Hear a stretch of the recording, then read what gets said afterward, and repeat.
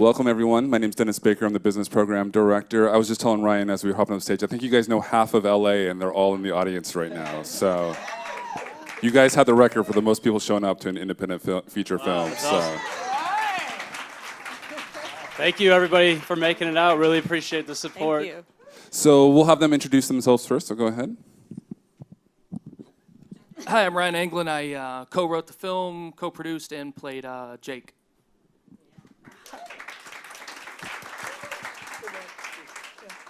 Hi, I'm Grissom, and I'm one of the producers, and I play The lovely the casting. lovely and charming casting director.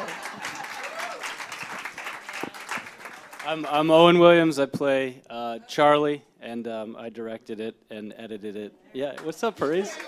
And produced it and co-wrote it. Hello, I'm Sherry. I produced it and I played Kate.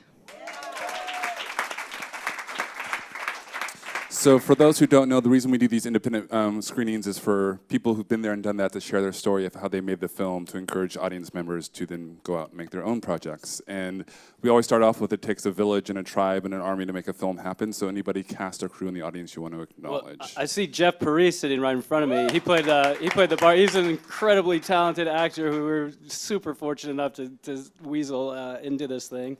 So Jeff, I know Jeanette Goldstein is in the audience somewhere. Where's Jeanette? Hi, Jeanette. Jeanette Goldstein, Hollywood veteran. I mean, she's been an actress in this town for decades and is incredibly talented. And again, one of the people that we were so fortunate to have as part of our cast. Who else is here that was in this? Matt Vasco. Matt Vasco, scene partner on stage. Vasco. Another studly actor who we got so many great actors in this thing, and we were so blessed in that way. So, hi Matt. Is there any other actors? I know I'd like to recognize John Kirby and John's assistant Nathan Nesbitt.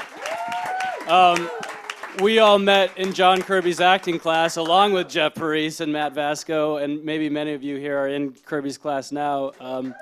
John has been a huge staple for all of us. He's kind of been a mentor for us with our time here in Los Angeles, and a lot of this script he helped kind of guide. He and Nate were part of the pre-production team for this thing, and John was with us in the beginning. Sherry and I actually rehearsed scenes that 5 or 6 years ago when we when we were first writing it, we were rehearsing scenes in John's class. The catering scene at the end and the breakup scene.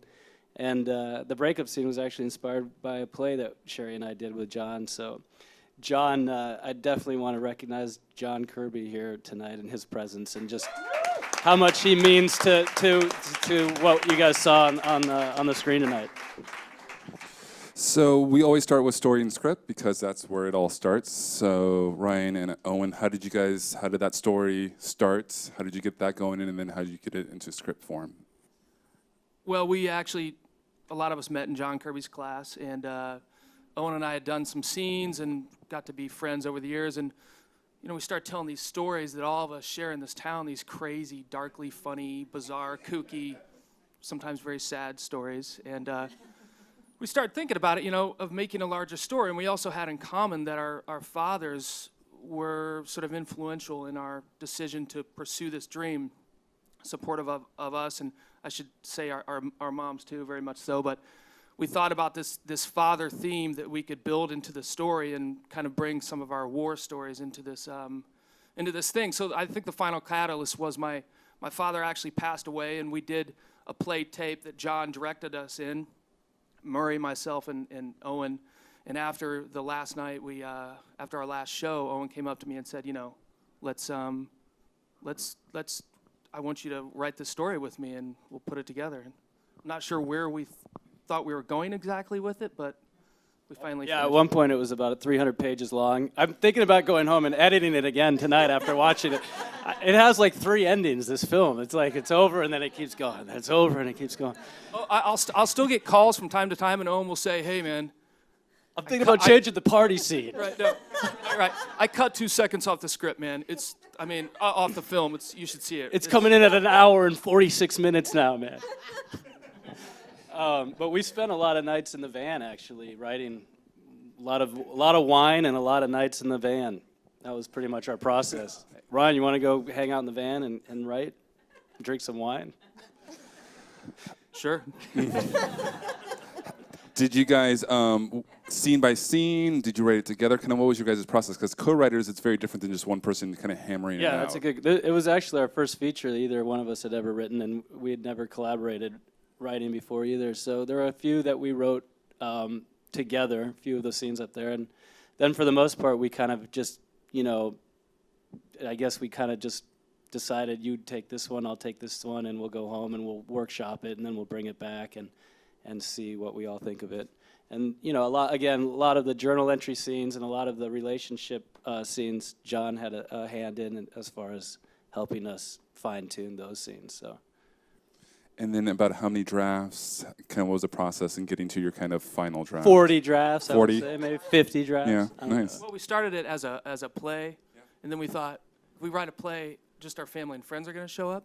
So maybe we should make it a film, so more family and friends can show up. We can. Well, that way we it can be archived too. Yeah, we can archive. We can keep it rolling.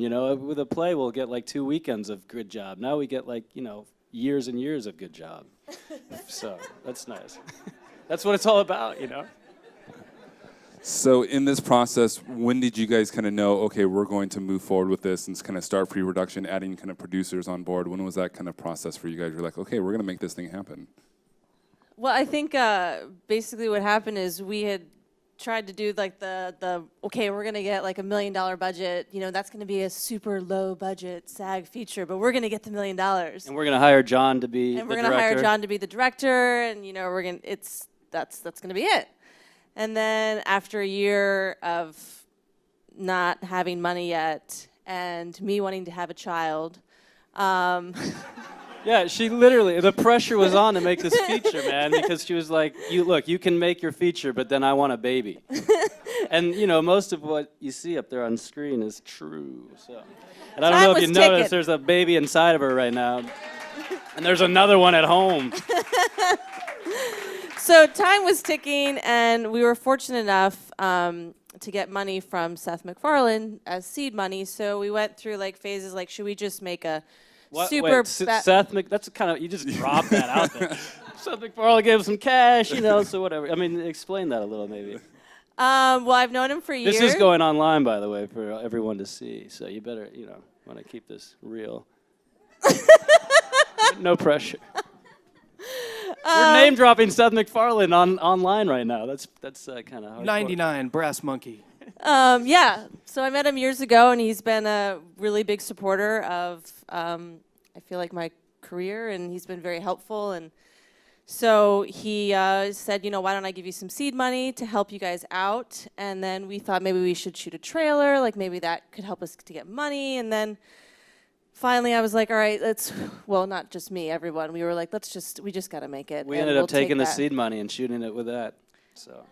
That's honestly, we raised about $10,000 on Kickstarter, took that seed money, and then put the rest in from our own pockets, and that was about a $50,000 film right there.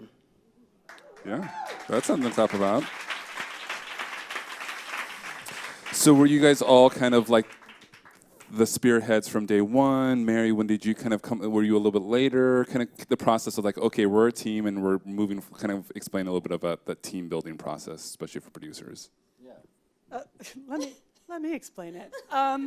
I came in a little bit later. I knew I was close to all of these guys and to John and Nathan, and in our little gang of misfit toys, They were needing a mean person a little bit, like they were sort of, Rational, I would say rational. Rational is a nice word for that. So it was sort of, they were working on it, and knew that I cared about all of them and wanted to be part of their lives and their careers and my career and everything. And I think they were missing an element of someone to say like, no, that idea totally sucks, and let's not do that. Murray's good at that. I'm super at that. So since they're all good idea people, it was a slightly different viewpoint coming in. So, and this had to be like a family thing because none of us were getting paid. Yeah. So this was, you gotta love it. And we do. Yes. So. So you as actors know a lot of actors, but then let's talk about kind of the crew side of it. How did you find your department heads? Is it people you knew, or was it like a friend of a friend? Kind of as you expanded in pre-production? And A lot of the main people were, well, one, this was all of their first times doing a feature. It was my first time directing. It was our DP's first feature. It was our art director's first feature. It was our composer's first feature. It was our first AD's first feature. It was all of us as producers' first features. Several of the people we knew through a restaurant that Sherry and I worked, our composer, our art director, and my first AD was my cousin who just graduated film school, and then our line producer, Aaron Keff, who helped out immensely, was a college roommate. So yeah, we resourced, we resourced as much as we could, asked for a ton of favors, and had a lot of talented people that we knew that were willing to help us out. So it was cool. nice. And then obviously you talked about a lot of connections with actors through class and whatnot. Did you guys write with certain actors in mind, or did you just kind of write it and then kind of plug people in from there? Well, we wrote it with us in mind, and then, but we had this from, but from class. Nobody else is writing anything with us in mind, so. Gotta start somewhere. Sometimes you gotta do what you gotta do, man. But we, through John's class, again, we knew this large pool of really talented actors. So one of the problems for us, not a problem, but was sort of approaching these people and saying, hey, we think you're awesome, you're an amazing actor, and we've got this great part for you. It's 2 lines, but so they were gracious enough to say yes and kind of fill some of our roles. And then we were also, I should say, fortunate for some of the other roles you see in there, Jeanette Goldstein and Clayton Rohner and Frank Bonner. We're really fortunate to get those people because I think that we couldn't have possibly found better actors to play those parts. So. Yeah. Don McManus. And then did you guys have casting sessions, or was it just kind of a thing where you talk to people, kind of talk about that process of the auditioning? Well, we had some of it was through Ryan happened to know Jeanette, so he happened to set up a time we could meet her, and we were like, please, can you do it? You'd be awesome.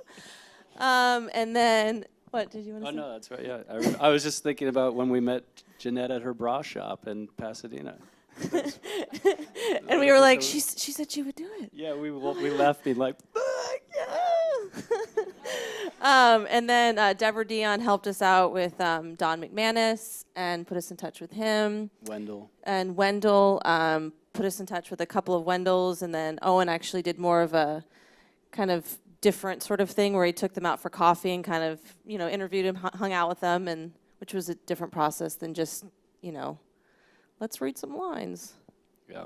Can you talk a little bit about that process? Because naturally we've all been in that kind of audition room and you kind of just read some lines and they do that. But what was your kind of thought behind? We did that too. We did have some actors come in and audition, and then others, like Clayton.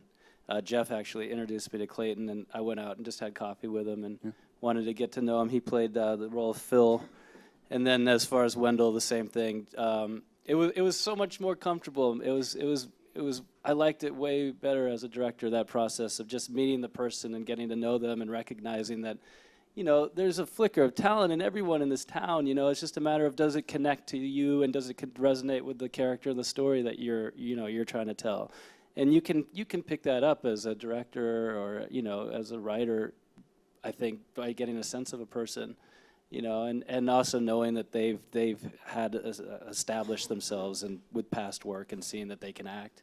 So that was nice. And then the other side of that process, as far as doing the more traditional side of casting, was interesting too. Just being on that side of the table and just watching actors and seeing what works and what doesn't, and getting a sense of that. I think it kind of empowers you as an actor, in fact, to be able to watch, from that perspective, seeing who walks into a room professionally and knows their performance, knows their character, and who comes in as an amateur feels a little more awkward and kind of bumbles and fumbles a little bit.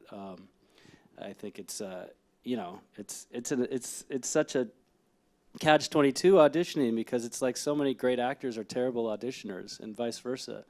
And Well- this town is full of that, you know. It's full of those catch-22s where you can be. Yeah, and I would also say the other thing that's fascinating about casting is that you really do learn that, you know, all those times they say, like, you gave a great audition, I loved everything you did, but you're a brunette and the leading lady's a brunette, or you're... Arbitrary. Yeah, it was stuff. just so, like, people who were wonderful, but just had the wrong energy for Right. that scene, or Yeah. or had, you know, had a look that didn't quite work with the other actors in the scene. And it really does sort of bring home that message of, it really has, you know, there are many, many talented people who don't get the job. Well, we were actually talking about that before we got here, about Bryan Cranston. If you Google what he has to say about auditioning, it's really great. Go home and hear what he basically, to summarize, it's so worth hearing. He talks about how earlier on in his career he was all about getting the job, you know, and it was about trying to get the job. And his auditions weren't about the craft or about bringing life and integrity and honesty to the character. It was more about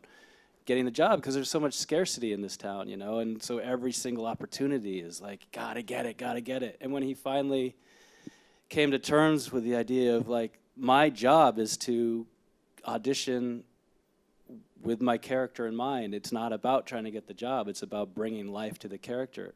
And and it's such a simple thing to grasp, but it's hard to practice, I feel like. But once he was able to, you know, put that into practice, he said he started working a lot. I think I mean, listen to him say it. It's amazing. It's such a great speech. Yeah, it's a good video.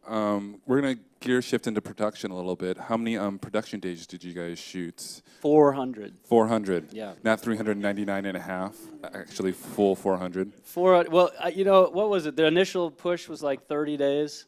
Yeah, well, the initial push was like 3 weeks. 3 weeks. So we started in February, and then the last shot was like May 31st.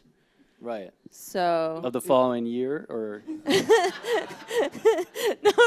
no, it was still that year. yeah. I'm quite certain we had a shot in June, but Our DP actually had a great, like, pie chart where he takes time, money, and quality, and it talks about you might not have money, but if you have time, you can still make a quality piece. And I think it's an important thing to remember, you know. And we happen to have time. I mean, Yeah.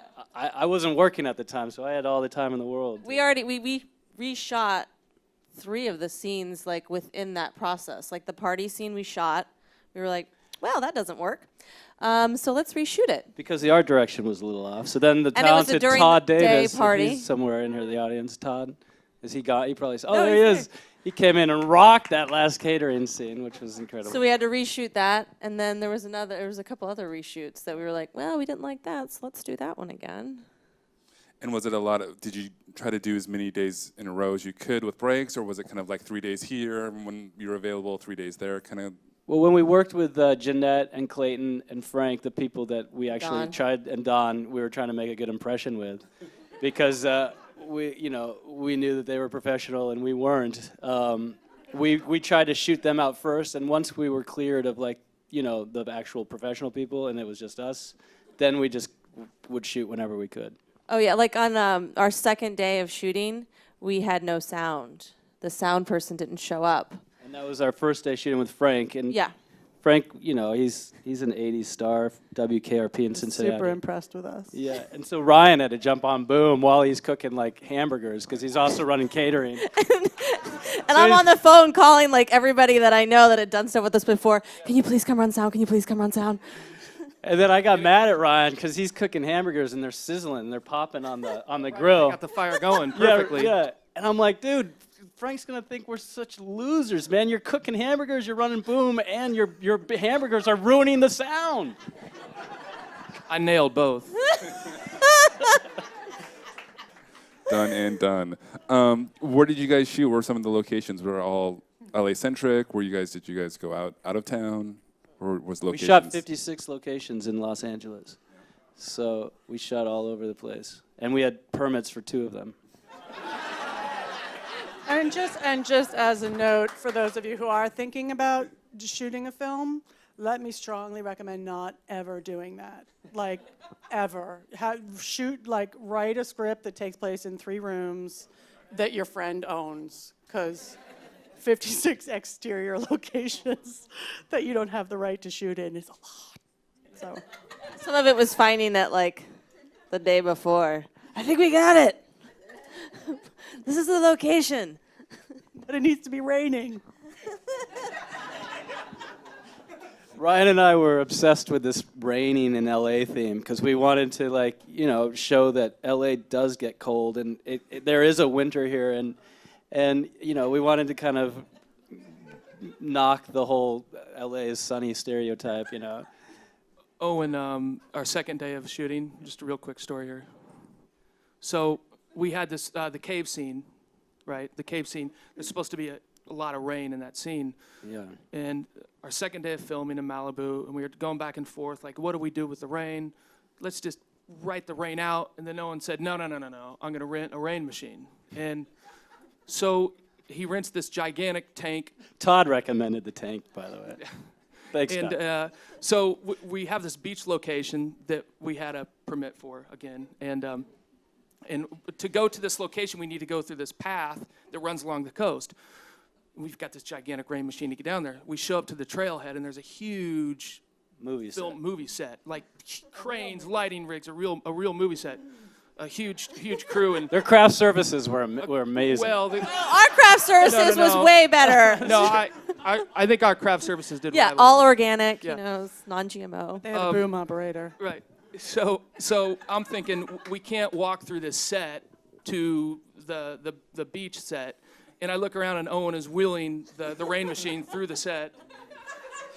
We get through the set, they don't say anything, and we get halfway down the stairs struggling with this rain machine, and we hear this booming voice. We look up and it's this sheriff, and he says, "What the hell are you doing?" And he quickly informed us that we did not have a permit on the beach, and then he left us with the words, well, he said, "You can get out of here, or I'm going to confiscate all your equipment, or I can introduce you to my two best friends, Smith and Wesson." He did. He said that. He said that. Yeah. He was kind of kidding, but he kind of wasn't. It was like, okay, we'll get out of here. So our second day, we were shut down. The scene with Ryan and Sherry when they're in the ride, we told them that we were shooting their engagement video for YouTube for family and friends.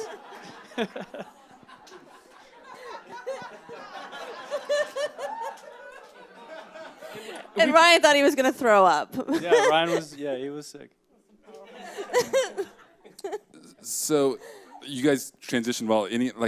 What are other kind of the behind-the-scenes stories of the film that now that we see the final product that we don't know X, Y, and Z happen, like the sheriff, to make that shot happen or make that scene happen? Is there any more? Well, we had the you biking in the rain Oh, yeah. and the candy ring scene. Like we had decided to shoot that, and then it just stopped raining. Like it would never rain, and it all had to be in this pouring rain. So me and Stefan and Owen were just sort of on call for 3.5 weeks or something. Yeah. And every night, at about 9:30 at night, Owen would call and be like, "It says 65% chance of rain, so Let's meet at 11. Let's meet at 11:30."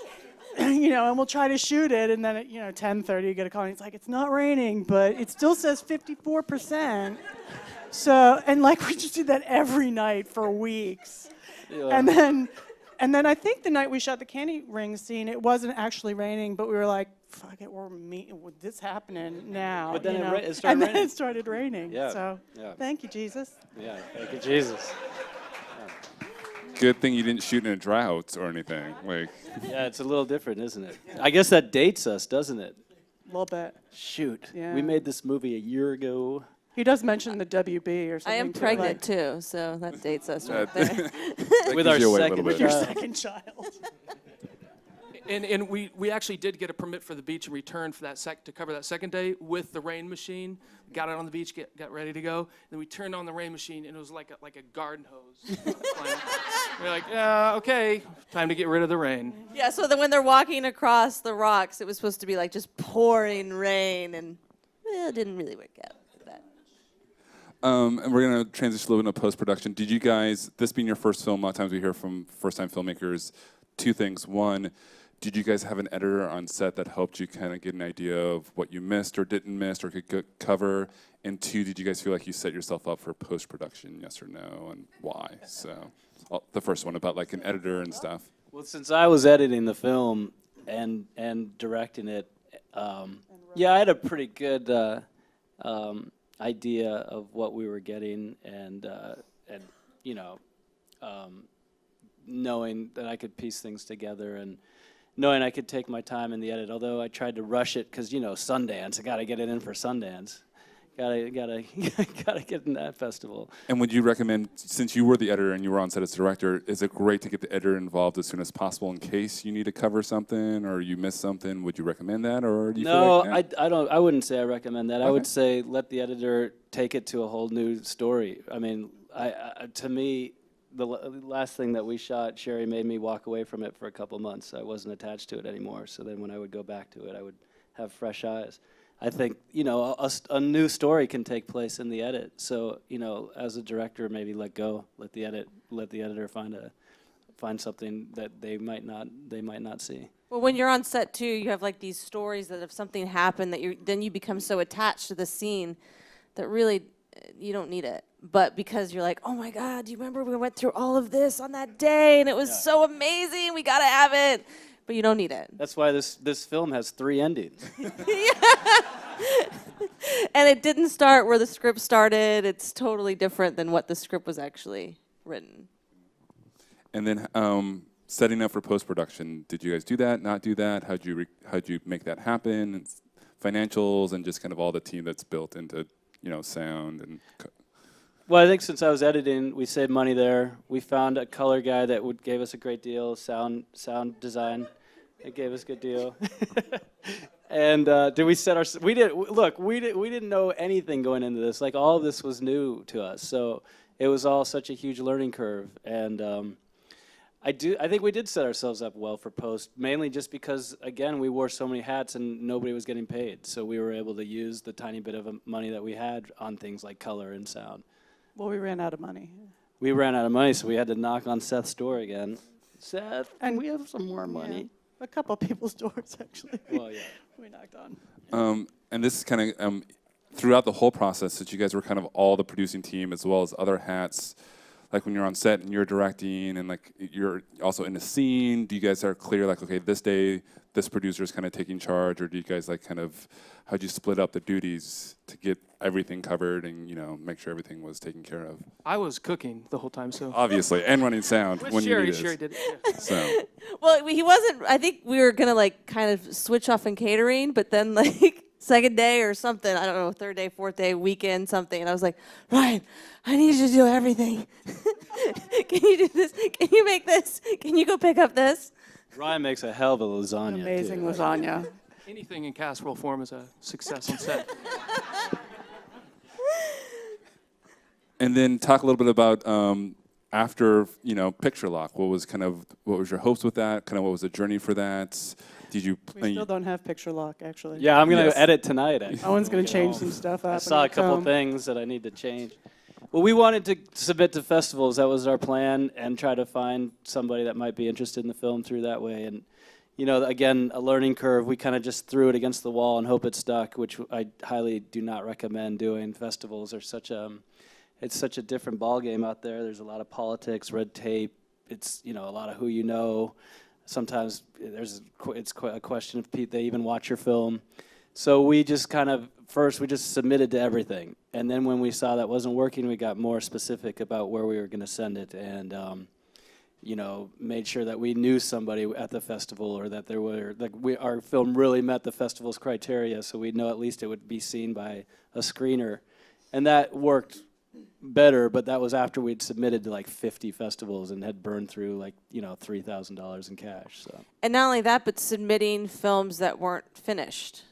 Yeah, Like we would submit our film and not be finished, 'Cause trying they to make say the deadline. So we'd without be a like, box, like, you feel free to submit your unfinished product, you know, and we're like, oh, cool, they'll know. they'll know that the sound's not all. You know, they'll get the picture though. Yeah, which is not a good Not idea. smart. Just wait. Submit your final film. The last question we always do is kind of a golden nugget question of like, if you could sum it up, your experiences to share to someone who's looking to do it. So we'll go like kind of writer, producer, kind of however you guys want to talk about it. What would be kind of the last bit of information or advice now that you've done it? You would go, before you start, remember this. We'll start here and just go down. Go for it, man. Writing, producing, whatever, however you want to answer the question. Fine. Fine. Well, I mean, this is more about finding a group to collaborate with. I think is really important, and we've been fortunate to have this circle of people who we mostly met through John's class, who over the years we've been able to have this thing not only to throw our creative juices into and finally make a feature film, but also kind of serves as a support system. That didn't really answer the question directly, but Well, it sounds like you say find that group, find that support system. yeah, I think it's critical that you do, because it's a tough town, as we all know. So anyone coming into town, I would tell them, find people to collaborate with. Yeah, I would, just to piggyback on that, I would say absolutely, you know, find people you think are talented and are reliable, and do it. You know, I'm personally am a fan of the, like, think about it for a really long time and come up with reasons why that couldn't possibly work, and, you know, don't really do it, but think about how hard it would be to do that. And if you can find people that you know, if best case scenario that you love, but you know, at minimum that you like and believe in their talent, then do it, because, you know, what's the worst that can happen is you get to spend time with people you admire and respect, and best case scenario, you come up with something that you are proud of and that you can move forward with, and, you know, life is good. Yeah, that's great, Mer. Clap on that. And on top of that, I would also say the project, make sure it's something that your heart is invested in and that you're passionate about, because at this level of indie filmmaking, it requires a huge effort, you know, and it requires you to wear a lot of hats and just put every ounce of strength out there to make it happen. So make sure it's something that a story that you care about, or a character that you care about, that you're super passionate and your heart is invested in. And I would say just have fun and enjoy it, because it's so fleeting and it goes so fast. And even like watching this today, I was like, oh my God, I forget like all those like fun times that we had, and like all the great experiences, and like staying up late, and, you know, Owen directing me and me yelling, no, I don't want to do it that way. I'm going to do it this way. Fun times. You know, like, but just the whole process of like everything, you know, it's like looking back at pictures and you're like, oh, that was so amazing. That was so much fun. And it was such a great process. So I think that's a great place to end. Let's give him a hand. Thanks, guys. Thank you again for making it out. Really appreciate it. Thank you, SAG Foundation, for screening the film. This is our LA debut here, so it's really cool. Thanks for coming out, guys.